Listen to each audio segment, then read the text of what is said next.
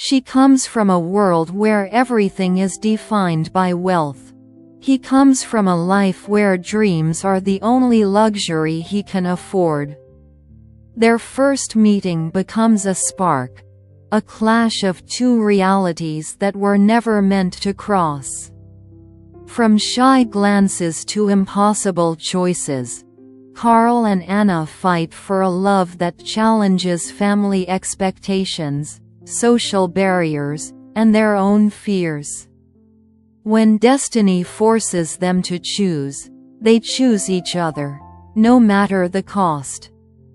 This is a story about love that breaks walls, heals wounds, and proves that different social worlds are no match for two hearts brave enough to see the truth in one another. Love Stories Max. Welcome to my channel. Enjoy watching, friends. When the heart chooses otherwise. I always thought I knew exactly what I wanted from life. Born into a family where everything is decided by planning, contracts, and the right connections, I grew up knowing how to behave at the dinner table, smile politely, and never ask unnecessary questions. I had my own room, tutors for 3 languages, and even a golden membership card to a tennis club. And yet, there was always this hollow corner inside me, as if someone had forgotten to leave a piece of real life there. And that's exactly where he suddenly appeared, Karl. It was a rainy Tuesday. The kind of day when umbrellas look angry and the world seems to be testing your patience on purpose. I was running to the university, late again for a seminar. My heels were clicking against the wet pavement, my bag kept slipping off my shoulder, and at some point, I simply slipped. And of course, fell. Right on the pavement. In the rain. With all my dignity.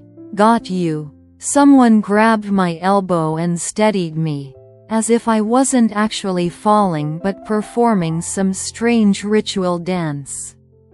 I looked up, and saw Karl for the first time. A boy in a simple black jacket, soaked through, with dark eyes that looked at me not as the daughter of businessman Doroshenko, but as a person who had nearly face planted on slippery tiles.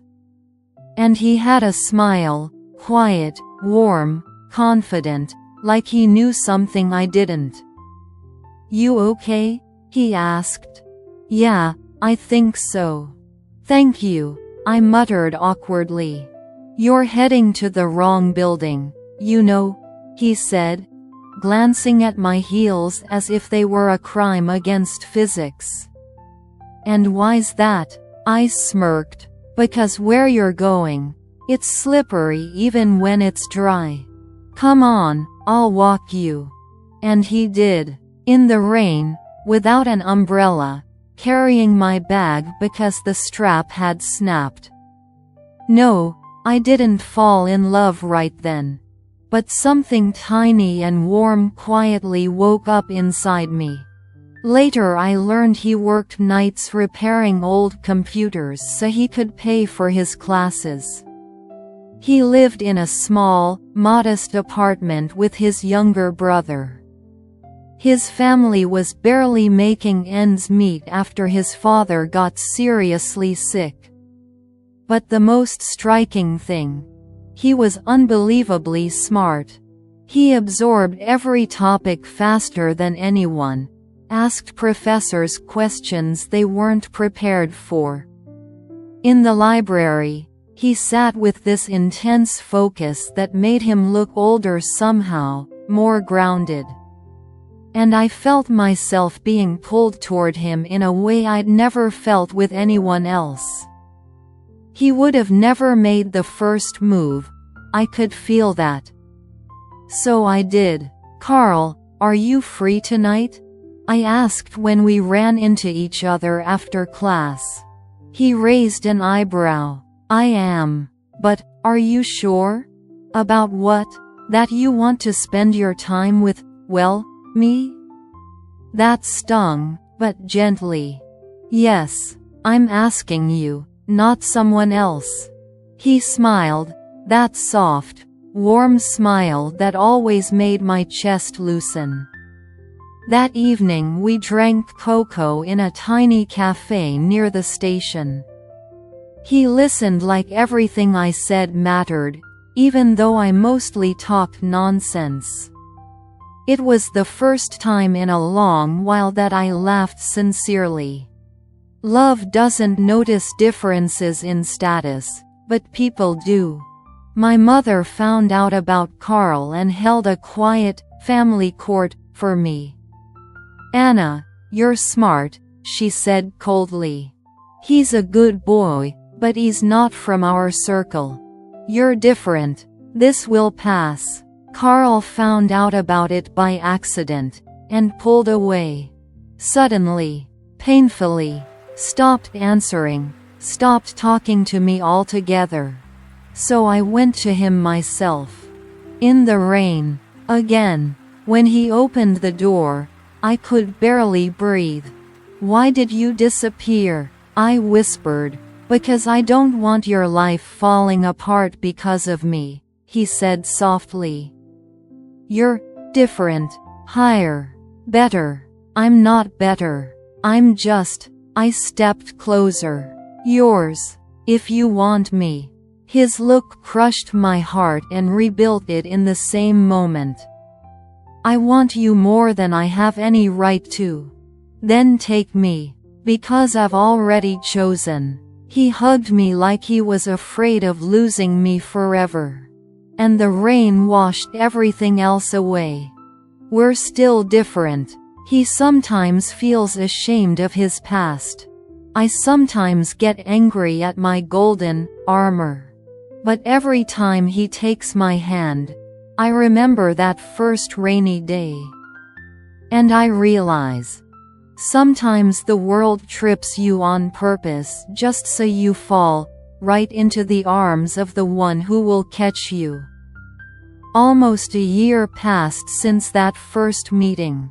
A year filled with quiet victories, loud arguments, small joys, hugs, cocoa, late-night study sessions, and our endless what-ifs.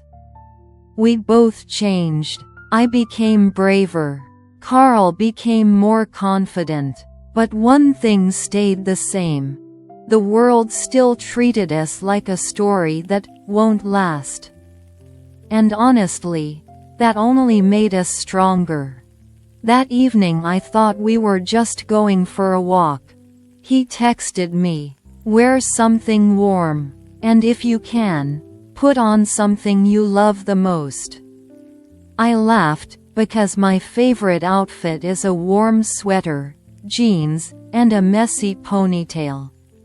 He arrived the same way as always, slightly tousled hair, dark jacket, eyes that made me feel soft and warm inside.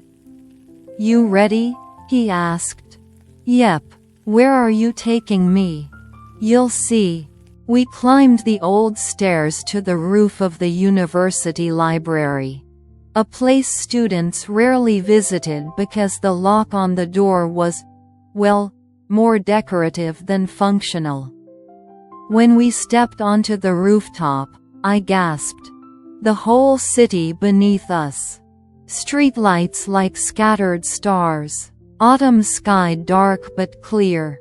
And in the middle of the roof, a small table with a thermos of cocoa, 2 metal mugs, candies, and a little box wrapped in brown paper and tied with string.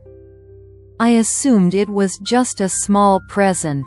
Maybe a bracelet, maybe a note. I was naive. Karl sat across from me, but he looked different, like he was about to say something he'd been carrying for a long time. "Anna," he took a shaky breath. I've always been afraid you'd wake up one day and realize you could choose someone else. Someone better. Someone richer. Someone on your level." I almost interrupted him. "Karl, wait." He smiled softly. "I don't have all those things yet. But I have you. And that's the biggest thing that's ever happened to me." He took the little box. His hands trembled. "I kept trying to figure out what I could do to deserve someone like you. And I realized nothing. Love isn't earned, it's chosen." He stood up. My heart almost slipped out of my chest. "And if you let me?"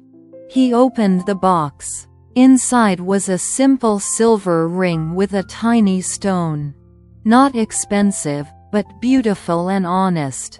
He went down on one knee. "Ana, will you marry me?"